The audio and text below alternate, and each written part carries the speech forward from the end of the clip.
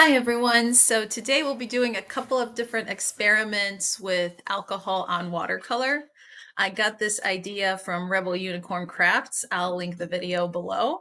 And the first thing I was doing, I was just playing for myself, and I created this tree, which I was absolutely in love with. So then I wanted to explore the technique some more, and that's what we're going to do now.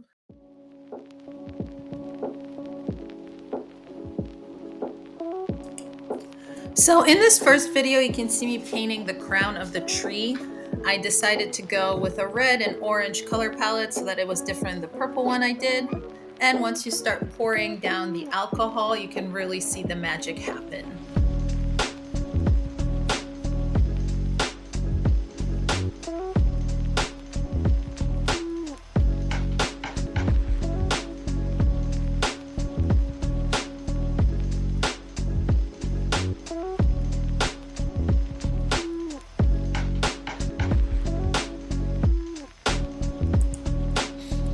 For the background, I only sped this up twice just so that you can kind of see the full process.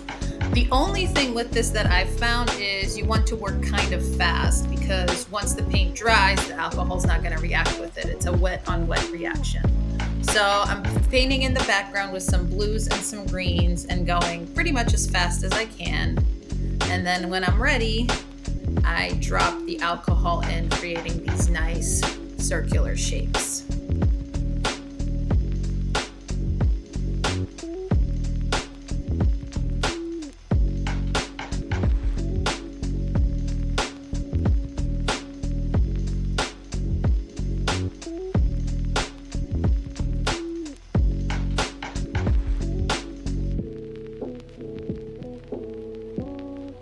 I didn't love how that second tree turned out, so I decided to go in with marker and try to salvage it. It is, of course, better now that it's dry and has a border, but I'm still not loving it, especially if we compare it to that first one with the purple that had all of the vibrancy, right? Like this kind of texture was what I was looking for. So after doing this one, which was in a different color palette and with different watercolors, I decided to return to my first set of watercolors and try these on some watercolor paper out of my sketchbook.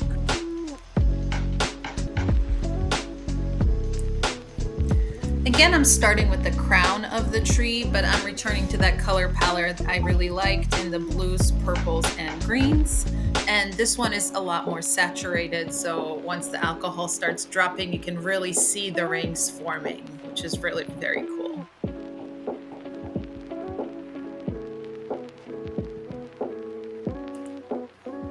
Once again, I painted the trunk off camera, and now I'm filling in my background.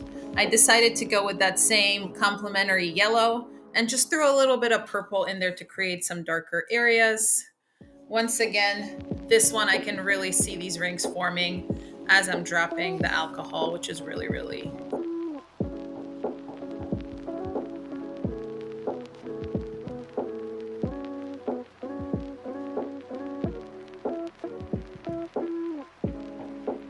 So this one was technically a success, but had a slight mishap.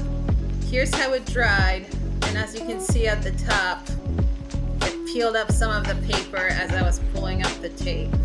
So I think I can crop it and make it salvageable because I wanted the negative space, or I guess the background space, both top and bottom. I tried it on the reverse side as well. And again, I really like this one. I sort of like what the green did here, where it almost looks like light is streaking through the tree.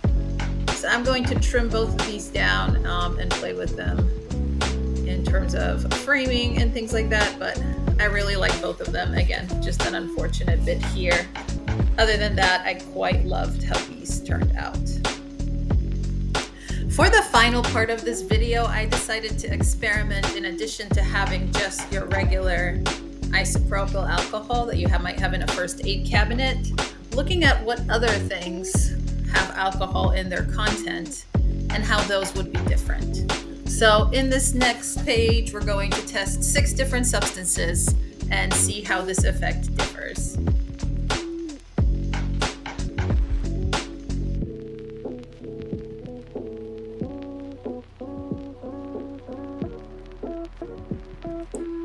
For this experiment, I'm deciding to stay in the blue, green, purple, or blue, green, violet color palette.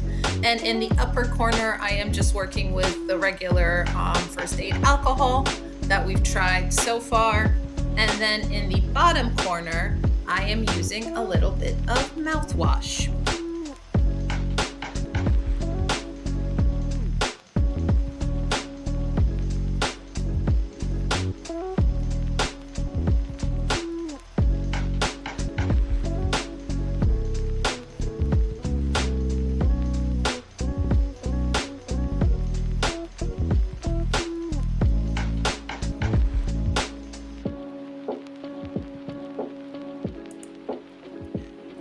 Just a heads up, you're going to end up with a very weird smelling project because the next thing I'm testing out here is perfume in the upper corner, and then in the, I don't know, middle corner, right under where I was using the rubbing alcohol, I am using alcohol wipes that you might use after you get a cut. And I'm kind of squeezing it so the drop that squeezed out reacted just like other alcohol, and then also experimenting with a dabbing technique.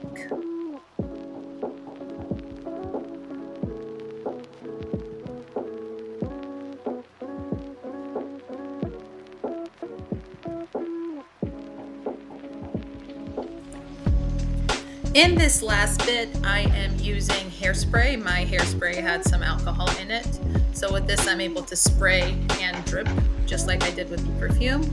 And then for my final one, I have a shot of vodka. Unfortunately, it's orange flavor. I don't know how it affects it. But in my head, I kept calling it drinking alcohol. It's vodka. So that is my final square.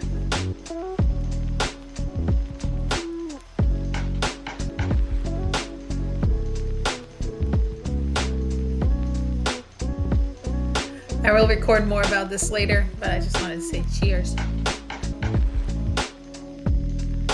Unless you'd be worried the thing I drank was the drinking alcohol, not any of our 5 other things. All right. And here is the final spread of this page. I kind of love how it looks, but also it was very, very interesting to do these experiments.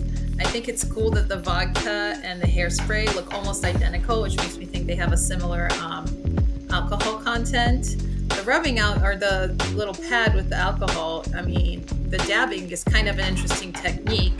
And then the perfume, it feels like it's strong, and it was cool to have something that I have in a spray bottle. So I would really encourage you to try this project. It is super fun. It's one of those like, let's just see what happens. And I mean, I love this page. I think this is a really cool exploration of different possibilities. So thank you, Rebel Unicorn Crafts, for the idea, and I know I'll be making more of these trees. Thank you for watching, and I will see you on the following Tuesday. Bye.